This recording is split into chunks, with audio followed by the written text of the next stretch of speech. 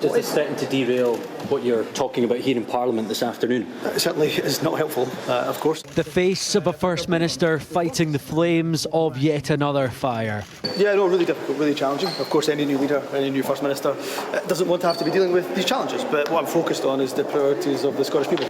Today, Humza Yousaf was hoping to reset his first major parliamentary speech, overshadowed amid the arrest of the SNP's treasurer. This was Colin Beattie arriving home after being detained by detectives for 12 hours. They are investigating the party's funding and finances. He was released without charge. There were no signs of police activity at Beattie's home while he was in custody. A veteran of the Scottish independence movement, someone who was treasurer for 16 years.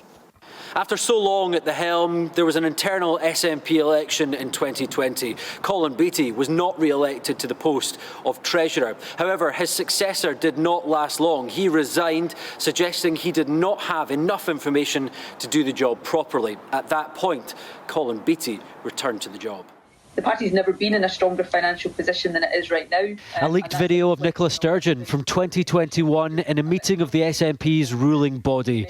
Around the time police began investigating £600,000 raised for a second independence vote.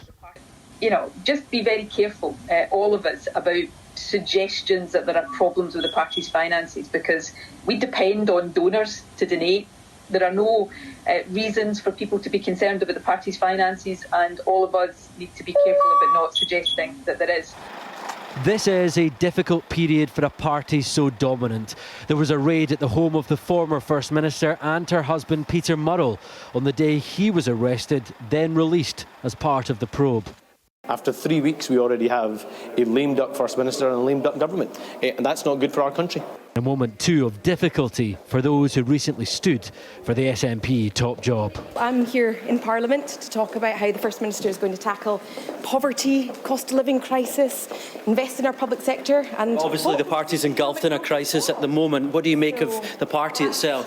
Certainly my focus will be on delivering for my constituents. Do you think that the SNP is at risk of collapse? No, I don't.